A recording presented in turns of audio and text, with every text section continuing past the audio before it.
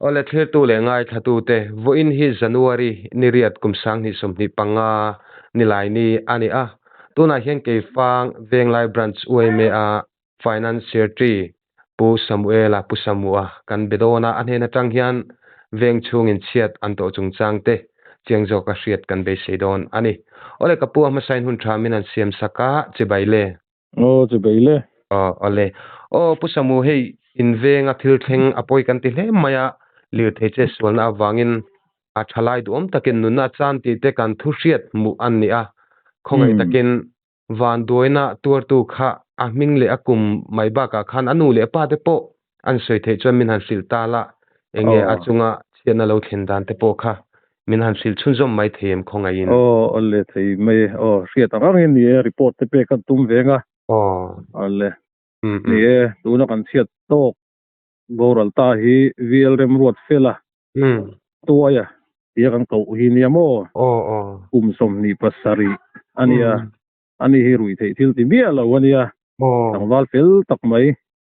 na tho labadi se ati lama jon tai matak mai milim thei tak muni ko pot dia masak ngai lo lui sen ti hi ania awi pokan ui le me hei ti chuan adu hi an ni kei fang veng sang si pui veng kan tia ko sa hian nia chuan anu apa hi pu boi tluanga ania anu hi PV that pui ania ti chuan kan soi tlang lo me an member chung ko member hi panga an nia tuna ko sa a u mi pa hei pusang zela te chu indang an ni to a ani hi ka ti zong khan ni mai ni a chuan ani chu apoi hle maya kha tuai kha ke pan ka se chiang tin sang jela po kan khomak pa te lo nia kami hriat zong tang mai nan ne poi ka ting ka tor pui tak zet maya ti chong khongai takin tuaya van duaina to achunga lo thlen dan te kha minan hri chun zom mai do ne miang in boi pui dan te po kha ole ye hriat ang le ni soi ta khan te kan tu manga ni zan khan ke kha akan soi deuh kol du anga poilo cho kai lai cho kan nei a soi lai tak mai khan ei ka thian te mi ron phone a tuaya a accident a ya muna ta po chon le me boral ha le khan ron tia ka choi lai kha ka tho lo ka rin siam sok soka ko room te kan ha ti chon motoring kan tlan tha ve nga la amun ka thlen thla ka chuan ei police pon lo thleng to a ei ka tlai deuh hle ka ti chuan motor kha accident na kha kan soi thawanga kumi helam kei fang lama tanga han kala petrol pump opposite hotel ma saber kumi lam side lama tanga ani aizol lama tanga ron chaumo kami petrol pump kwal lu tur kha ani ta tanker kha ti chuan ani kha chhak lama tang kha na ron tlan tha tanker lo kwal ve lak lo to si ani khan hon kha pe thlawak vaken tia ma se khami hona pe thak nu de mai khan ari tarop mai ati khan motor kha su khan ta mo chong khami motor su kha thian te ho khan an ria ri rop kha nan kal nga la si chuan ma sa ten soidan chuan a thian te ho tho kha thleng ma sa nia chuan an boy som dona an en vela engtin nge niang motor te eng lovila tanin phur chho mai don mi dam doi lama te an tia ti chon an ni an ho zinga ho deuh ber ruat saka an ti hian an en chiang deuh kha eng kan ni to lawang an tia ti khan an lo da top mai mo chuan hela kholama te an ron phone chho an ron phone ta ti khan police ten thleng thla eng mo verification te an tia ka ti khan deuh mai mo ka hriat ve da na chuan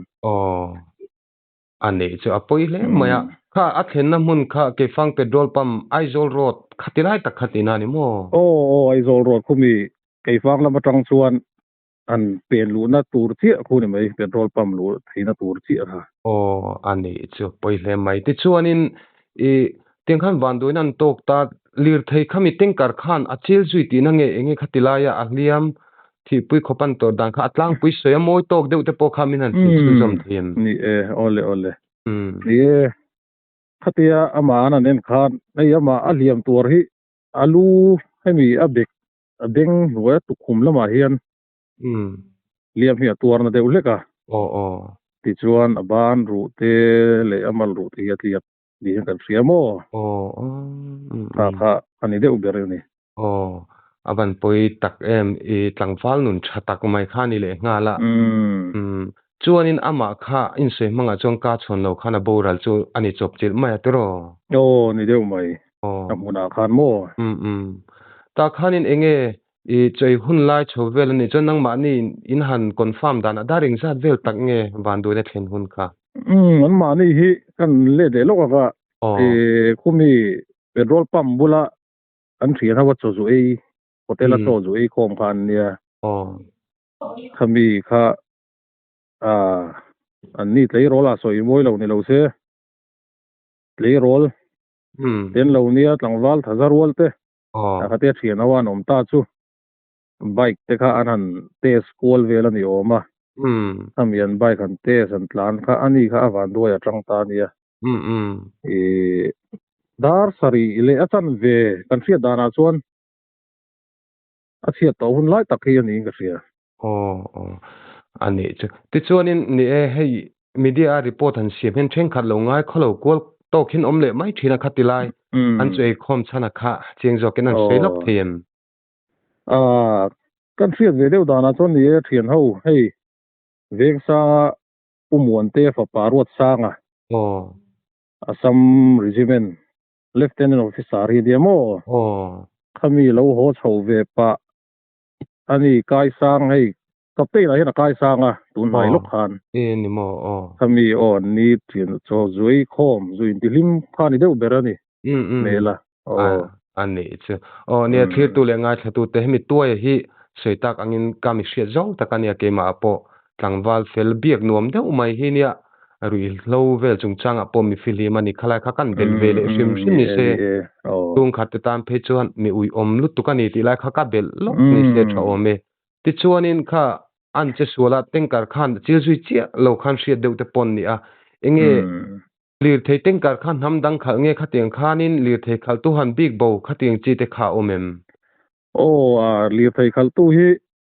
Manipur lampang ani oma tia kan zu ve chuang lo hei tu mai kan lo sa sang chu lo chu ama kha CCTV han en let khan minute riat bor vel kha chu om ve an tia ti chuan ateya tai zol pa lampan khan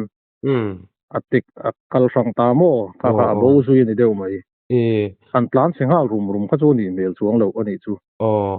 engin thu hria thun huna ama kha police lama in report mo mana mo kha om tem ai lo om lo an la mu mi lo hei ani hi abo top ani ri mai ani chu ti chuanin khan tuaya teng khan che sualin le thei nuwa ya awa in thol ani deuh ber maya inga lir thei lam te kha thena sa em a bike ka hi a cheve angreng khop maya malam pang zong te mo ti chu ala plak lo ani bere ani chu ti chuan ni kha khotlang throi tu te ni hriat vele thei top chhuinin boi puya khatilaya tuaya ruangin kalpui dan te tin postmortem chungchang te le enge voin lamin vui hun tur khateng lai te kha min hril chhun zom mai thein ole ni postmortem hi ni zan lama kha kan bia zara achona thei lova in lama hanin hon phot ila naktu ka choi kham lama postmortem tur ani en tia ti chuan choi khama hian postmortem manga a vui hun hi dar som pakhat hi vui hun kan ti hi ani a amai ro chuka hei postmortem a zo hun kha kan vui hun tur chu ni maya a vui dar ti kha chu a thu ponga kan an zia la da kha ni maya postmortem lam an zo ma kha chu kan vui thei don chuang lova postmortem aron zo pel ma ni le kan vui ma anga chu tiang chu ani kan dit mun chu ani enge khatia che su khang kan lo zo mai che ama choina chung ti na mi phura nei lem lo mi nei lem lo ve ama chawa tlan chu bike an test call ve mo an choi kham bike an thianawa an test kha ni deuh bere ani ani che ole hei pusamo report fel faida min pe chu ti rolin ka soitak angin toya kalaina hle maya akalsan anu le pa achung te polal pa pathian engkim te the chuan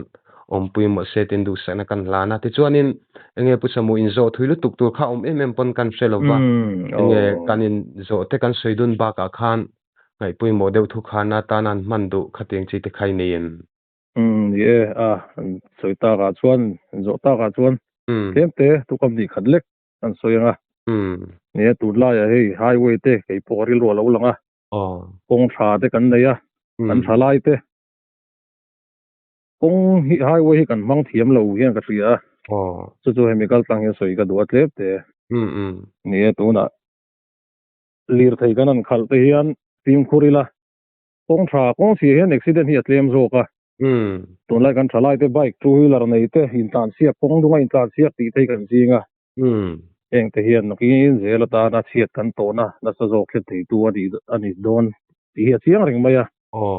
chu wang chuan kan thalai te an highway hi man dan thiama tlan dan tok chin te tlan chap hun tlan mon hun te hriata a hun le mun kan hriat hi poi moin ka hria chu wang chuan kan thalai te ril fim tak ne ngai tuana fim tak ne ya kan lir thei khal te po thunun thei turin vot saila chu kan soi du ani e ni etero pusamo thu sei kha poi mo hei abikin kan bellok nga hetilai petrol pump le chevela lir thei che sual om ta zau zau mai ke fang khotlang po bik takin emi pongain ha inrim hle mai ti te po hi kan report to train a chianga mi chung changa branch me financial trina sei kha lir thei khal tu te pon kan lo ngai khani chon von avatu lem ti lai kha kan bellok ni se ole ke fang venglai branch me financial tree pusamo income hun tha min pe ka pui chunga kalom tu ke le ke po kalom me ole